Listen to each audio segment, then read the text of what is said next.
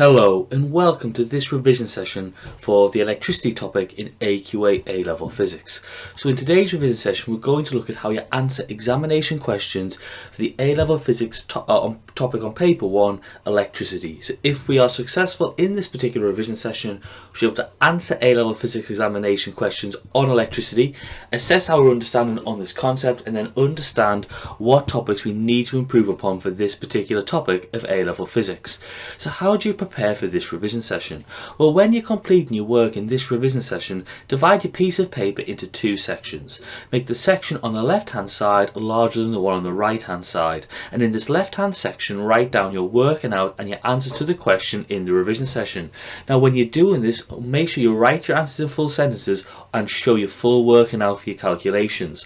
Whilst on the right hand section of your paper, write down any pieces of information which you find useful or any hints and tips on answering questions from this revision session, and at the end of this revision session write up these notes into a revision sheet for you to use independently. So before we begin on looking at questions on electricity, how can you revise this topic independently? So the first step you would need to be doing to revise this topic is learn the key facts. The first step is gaining knowledge, so use your revision guides, your class workbooks, your prep notes, your textbook to learn the key ideas of the course, and you might want to make mind maps or write out notes for yourself. The second step is to test yourself, to retrieve your knowledge and understanding. So you can use Caboodle, Seneca, a knowledge checker to quickly test your own knowledge, and you might wish to do this from your own cue cards. Then the third step is to practice examination style questions. So use exam prep books, homework books, supervised study books, additional workbooks to help answer exam questions and mark your own work. So you may wish to download your own examination papers to do this, and along with their mark schemes. So your three steps of learning the key facts, testing yourself and practicing examination style questions are key and crucial for revising this particular topic in A-Level Physics. So let's start off in this revision session by looking at some multiple choice questions. So the first question is, a 1.5 meter length of wire has a cross-sectional area of 5 times 10 to the minus 8 meters squared. When the potential difference across its ends is 0.20 volts, it carries a current of 0.40 amps. The resistivity of the material from which the wire is made is which answer? So pause the video now, then unpause the video when you want to go through your answer. Right, the answer for this one is B. Now the reason for this is we know resistivity is equal to the resistance times by the area over the length. Now in this question you aren't given the resistance, but you are given the current and the potential difference. Now you've then got to remember that resistance is potential difference over current, so you've got that value for resistance. You can then multiply it by the area, which is given in the question. You then divide it by the length, which once again is given in the question, so you get an answer of 1.67 times 10 to the minus 8 ohm meters. Our next question says the resistance of a metallic conductor increases with temperature because at higher temperatures. So pause the video now, then unpause the video when you want to go through your answer.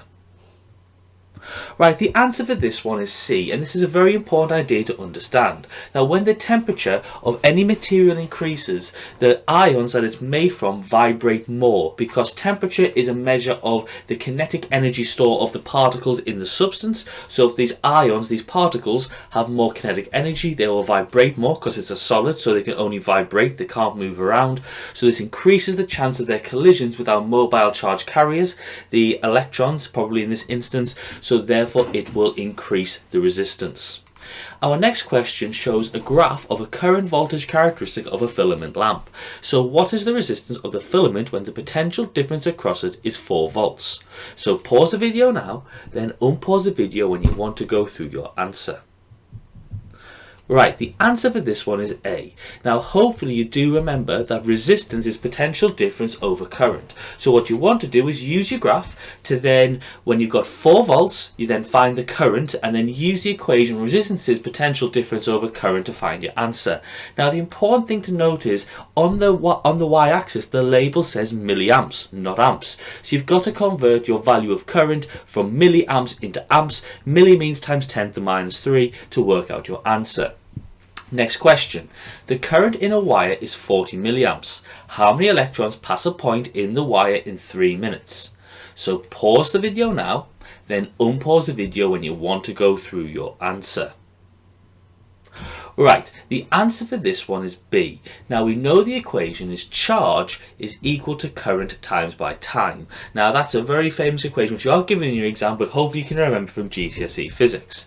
Now the important thing to note is in physics we don't use minutes, we use seconds, so we've got to convert our 3 minutes into 180 seconds. So we do our current, which is 40 milliamps, so the milli turns into just 10 to the minus 3, times by your time in seconds, gets you 7.2 coulombs for your charge. Now at this point you should hopefully remember that every electron has a charge of 1.6 times 10 to the minus 19 coulombs. So if the total charge is 7.2 coulombs, the charge of one electron is 1.6 times 10 to the minus 19 coulombs, dividing one number by the other gives you the total number of electrons, which is 4.5 times 10 to the minus 19 electrons. The next question shows us a diagram of a resistor of resistance R across a cell of EMF E and an internal resistance r. So which of the following is the correct expression for the current I? So pause the video now, then unpause the video when you want to go through your answer. Right, our answer for this one is C. Now we know this because the equation given in the equation book in your examination is EMF is equal to I times by big R plus small r. So therefore we've got to rearrange it to make I the subject. So therefore I is equal to the EMF over big R plus small r, which is C. Our next question gives us a network of resistors, and the question asks us which of the networks has the largest total resistance. So pause the video now, then unpause the video when you want to go through your answer. Right, the answer for this one is C. Now why is the answer C? Well, you can work out each one individually, but remember when things are in parallel, the total resistance is 1 over R total is equal to 1 over R1 plus 1 over R2. So if you look at A, you can work out that our total resistance is going to be 1.3 ohms, because you can work out what it's going to be in the series, which is going to be 2 on the top and 4 on the bottom. So it's 1 over 2 plus 1 over 4, because then we flip it over to get 1.3 ohms. For B, we know it's going to be 1 over 3 plus 1 over 3, because the 1 plus 2 adds because they're in series. You can then flip it over, get 1.5 ohms. Now for C, you're going to do 1 over 1 plus 1 over 1 plus 1 over 2 there, to therefore give, and then flip that over to get you that total resistance in parallel. Then add 2 ohms because it's, so yeah, add 2 ohms because it's in series, so it's 2.4 ohms. Then you do the same for D, which is 1 over 1 plus 1 over 2 plus 1 over 2. Then you flip it over, then add 1 because that 1 ohm resistor is in series, and you get 1.5 ohms. So the answer with the largest total resistance is going to be C, and it's hinted at in the question because you've got a 2 ohm resistor, the largest resistor in actual series, and resistors in series always add. Our next question shows us a potential divider circuit that contains a negative temperature coefficient thermistor, which is a normal thermistor. The temperature of the room containing the circuit increases. Select which row of the table correctly shows the changes in Vx, Vy and A. So pause the video now, then unpause the video when you want to go through your answer. Right, our answer for this is B, because as the temperature increases, the resistance across the thermistor decreases, because we should hopefully remember that it's a negative temperature coefficient. So therefore, when the temperature goes up, the resistance goes down. So therefore, that's going to cause the current to increase in the circuit, because A, there's more charge carriers released by the thermistor, and B, there's a lower resistance in the thermistor.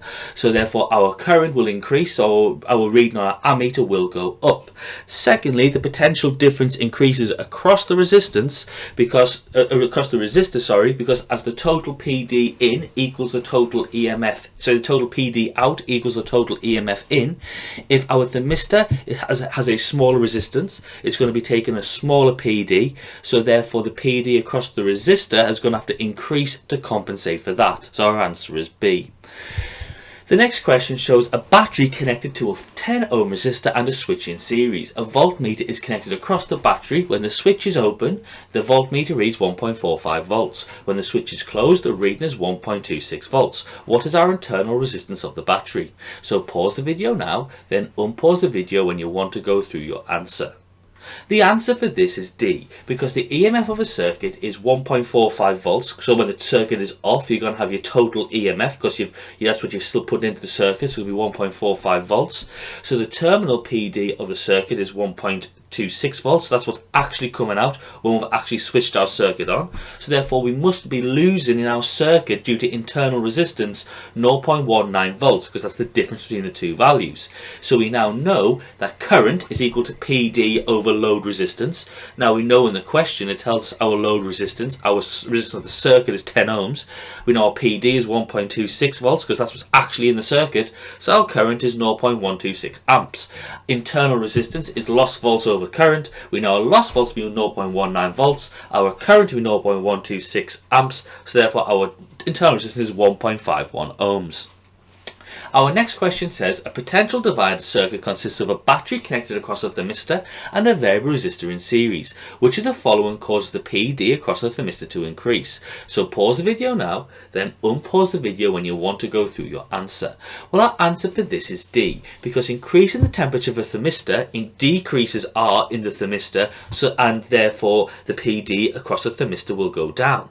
Increasing the resistance of the resistor decreases R in total and the PD across the thermistor, because the resistor will take more of that PD from the battery, or from the from the battery, so the thermistor will have less. And finally, reducing the EMF will decrease the PD across both the thermistor and the variable resistor, because there's just less energy going into the circuit. So our answer would be D.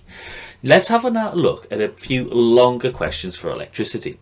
So the first question says a cell has an EMF of 1.5 volts and an internal resistance of 0.65 ohms. State what's meant by an EMF of 1.5 volts. The current in the circuit is 0.13 amps, so that the total power output of the cell is approximately 0.47 watts, and then calculate the energy dissipated per second in the resistor R. So pause the video now, then unpause the video when you want to go through your answer.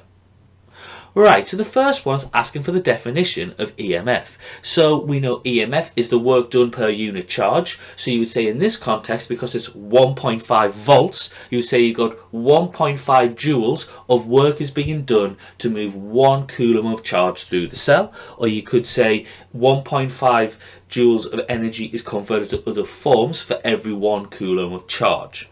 Now the next question is asking for us to work out the power. Now we hopefully should remember that power equals VI, a very important equation. We're already told in the previous question, if you look what V is, it's going to be 1.5. We know what the current is. It's given the question is 0.31. Multiply the two together to get your answer of 0.465 watts.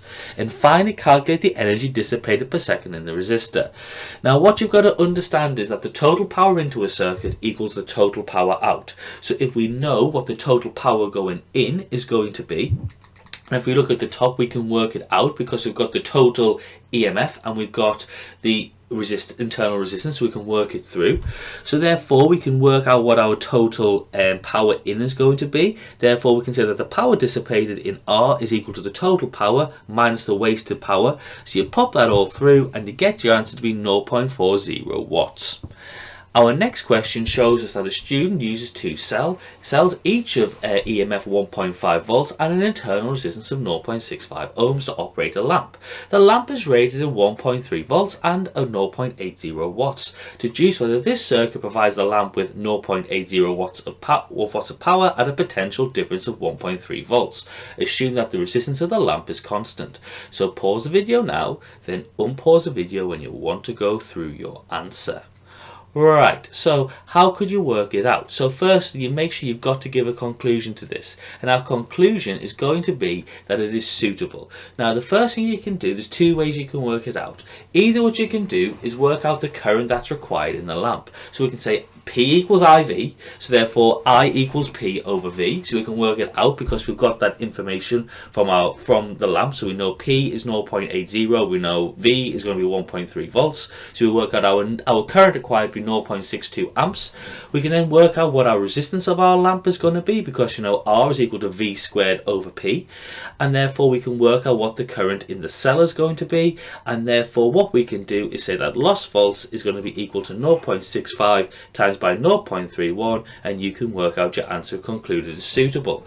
Or you could also do the idea that the terminal PD, which is going to be the PD in the circuit, is going to be 1.5 volts minus 0.2 volts, because we can work out the internal resistance to be the lost volts to be 0.2 volts from our internal resistance, and therefore we can work it out like that and conclude that the PD across the lamp is going to be appropriate enough to light it.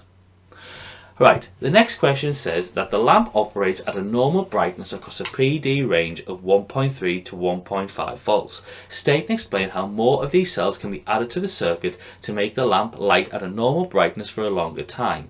No further calculations are required. So pause the video now, then unpause the video when you want to go through your answer. Right, so how can you answer this type of question?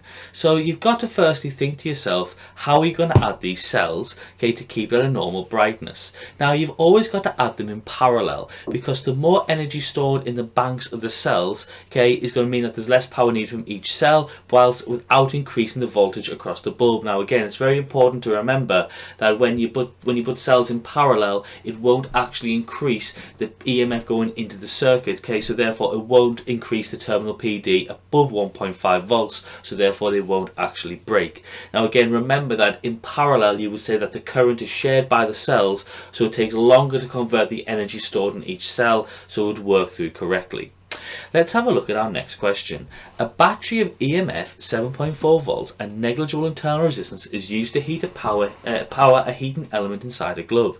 The heating element has a resistance of 3.7 ohms. The designers state that the battery can produce a current of 2 amps in the heating element for 240 minutes. Calculate the energy dissipated in the heating element in this time. Then the length of the heating element is about 0.85 meters. The designer considers using carbon fiber tape for the heating element, and you've got some information regarding this tape to deduce whether the carbon fiber tape is suitable for making the heating element for the glove. So pause the video now, then unpause the video when you want to go through your answer. Right, in this first question, you've got to think about what equation you want to do. Now, really, you think energy is equal to power times by time, and then what you can do is you can then use any of the information given to then work out what your power is. I mean, you could do P equals VI, P equals I squared R, P equals V squared over R, any one of those, then multiply it by the time to get your answer out. Now, again, remember, we use time is in seconds, not minutes, so you can't use 240, you've got to convert it into actually seconds, so times 240 by 60. The next one, you've got to deduce whether this value is going to be long enough to actually make it work. So what you're going to have to do is you have to use your resistivity equation of rho is equal to RA over L. Then you make L the subject, because you've got rho, you've got A, you've got R, and then you work out that L is going to be 0.91 meters, so therefore you need 0.9, so you have 0.91 meters. It says you need about 0.85 meters, so therefore you can make your conclusion based on that. Our next question says to us, a metal has a resistivity of 4.9 times 10 to the minus 7 ohm meters. Firstly, define resistivity, then secondly, a wire resistor of resistance 6.8 ohms is made from the metal. The diameter of the wire is 2.4 times 10 to the minus 4 meters. Calculate the length of the wire. So pause your video now, then unpause the video when you want to go through your answer. Right, in our first question, you've just got to know what the definition of resistivity is. You've just got to learn it. So resistivity is the resistance experienced between opposite faces of a unit cube of a material, or you could say it's the resistance times by the cross-sectional area over the length, or you could say it's the amount of resistance that a material would have per meter that the charge carrier would travel through that particular material. Now in our next question, you would say that resistance is equal to rho L over A. You then rearrange it to make sure that you have L to be the subject. So L is going to equal RA over rho.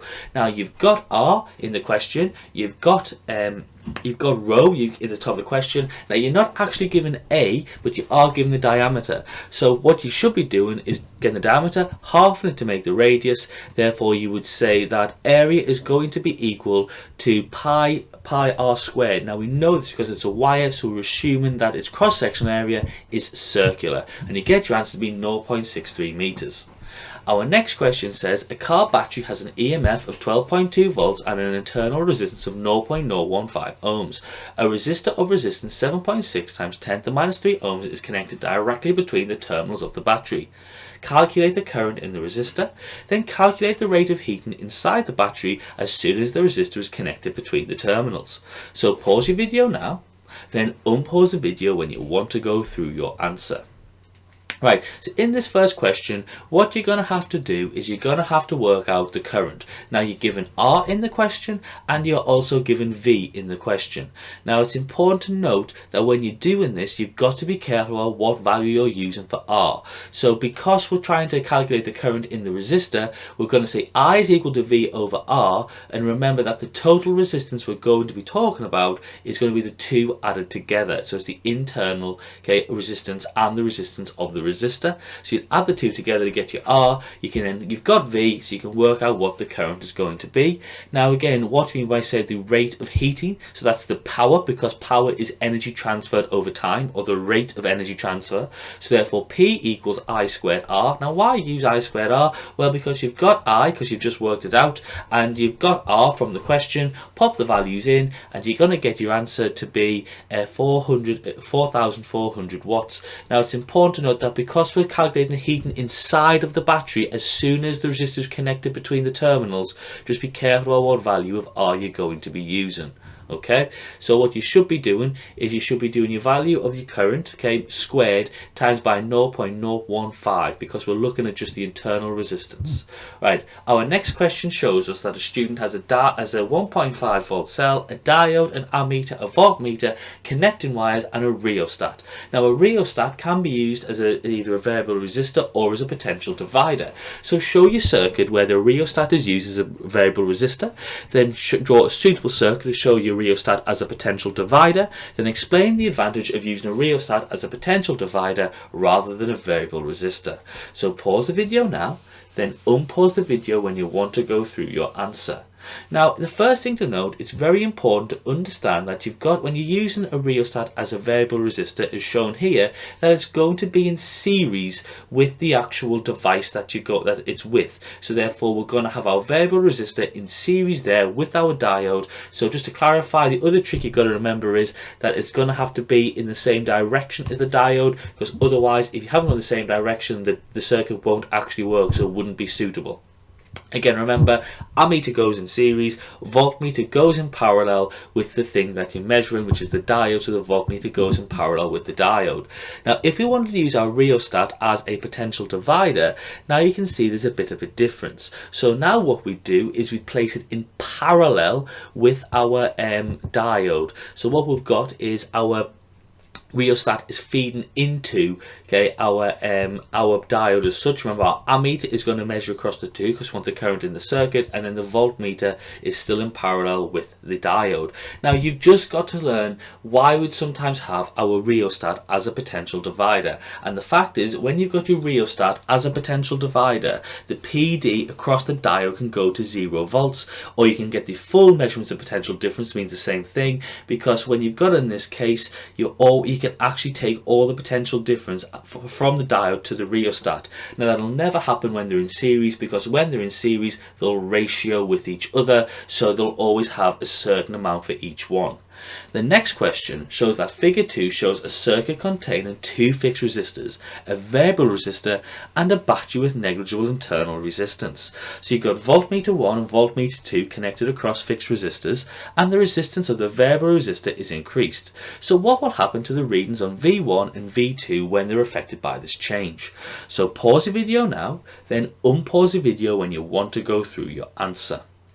Right, so let's just talk about V1 first. So if you increase the resistance of the variable resistor, well, it's important to know that V1 is going to go down. V1's going to go down because you'll notice that the variable resistor and the resistor across V1, they're a potential divider, so they're linked to each other. So the total EMF from that battery is going to be split between these two. So if the resistance of the variable resistor increases, that will increase the potential difference it takes, because V equals IR.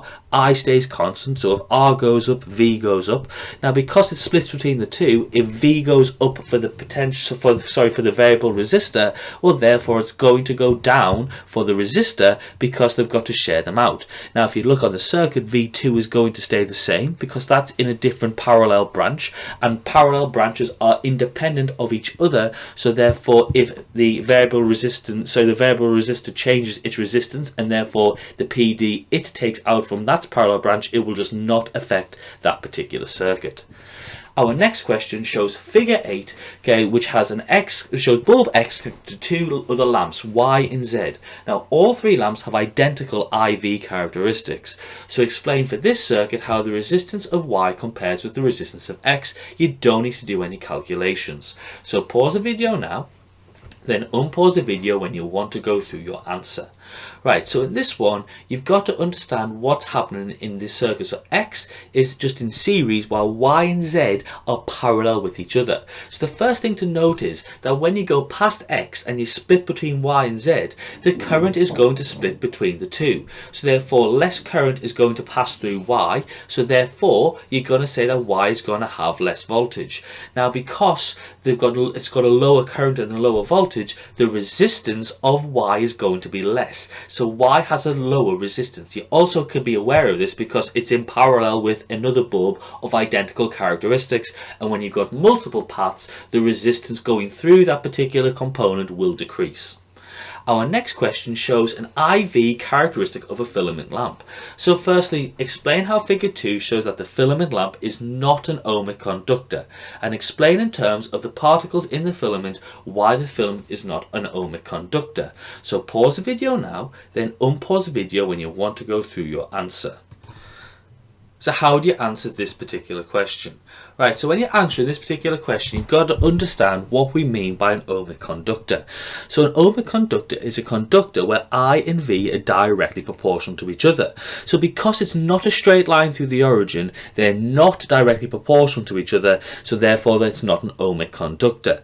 Now, why in terms of particles is it not an ohmic conductor? Well, when you increase the potential difference, you're increasing the temperature of our actual material. So therefore, resistance is caused by the electrons colliding with the lattice of the filament. Now, if you increase the temperature, the vibrations of the ions will increase. They'll vibrate further. So therefore, there's more chance of a collision. So therefore, our resistance and temperature increase.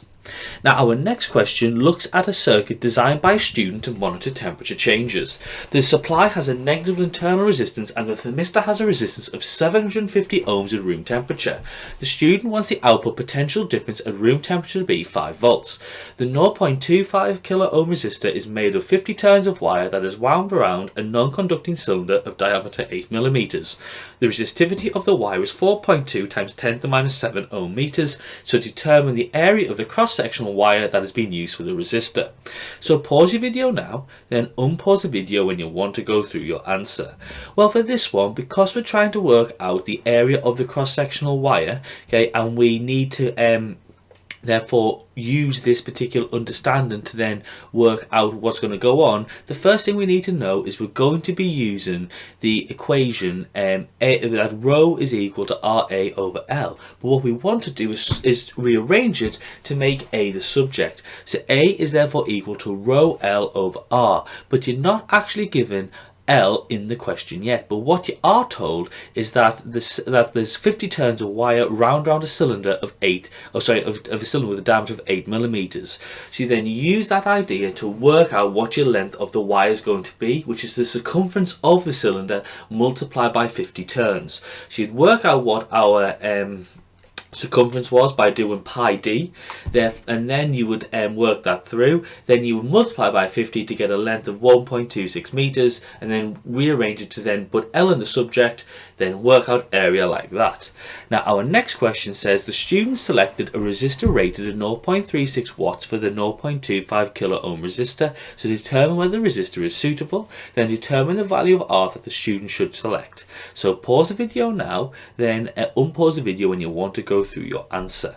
Right, so in this first question, what are we aware of? That the maximum possible PD across the 0.25 kilo ohm resistor is 9 volts, because if you look, that this resistor is going to be in a potential divider circuit with this parallel combination. So the maximum possible PD it could draw is 9 volts, the entire EMF of the battery.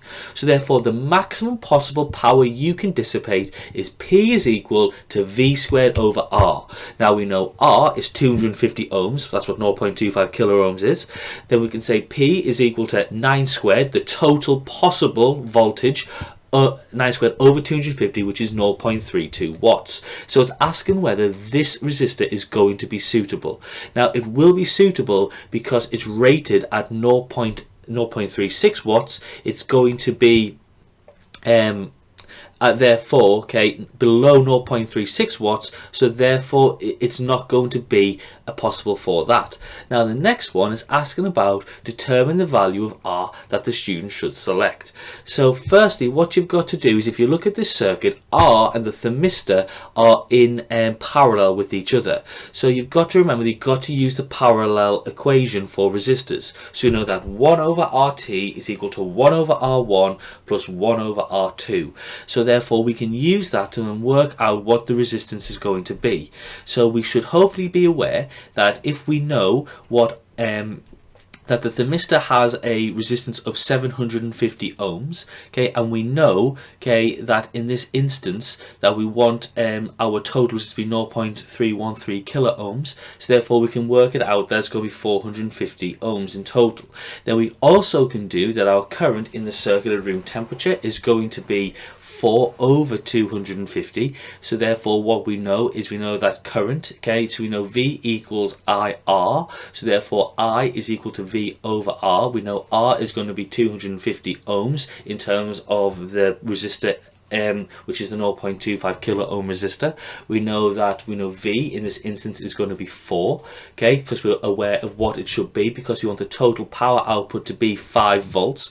So therefore if the output of the parallel combination is 5, well therefore in the resistor it's going to have to be 4, because 5 plus 4 equals the total, which is 9. So therefore we know that the current is going to be 16 milliamps. So therefore we can say that therefore the current in the thermistor is going to be 6.7 milliamps, because in this instance it's going to be 5 is going to be our value for our volts. We know that our R is going to be 750 ohms. Okay, we know that because that's what the thermistor's resistance tells us in the question. So therefore the current in the thermistor is 6.7 milliamps, or milliamps, yeah. So that if we know that the current in the thermistor is 16 milliamps and then it splits up into 2 and the thermistor is taking 6.7 milliamps, well therefore the current in the resistor is going to be 9.3 milliamps, because that's taking the difference. So therefore we know that the current is going to be 9.3 milliamps. We therefore know that the voltage is going to be 5 volts, because we know that from the question. So R in this instance is 5 over 9.3 times 10 to the minus 3, because we're in milliamps, so therefore it's 540 ohms. So either way will give you your answer of what the resistor should be. Now also please do remember that you should give your answer to 2 sig figs. Why is that? Because in the question you're given your values to 2 sig figs, 9.0, 0.25, they're all values given to 2 sig figs.